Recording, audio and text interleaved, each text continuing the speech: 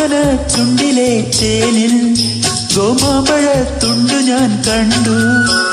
കോമള കവിളിലെ ചോപ്പിൽ കാട്ടുതക്കാളി ചന്തവും കണ്ടു.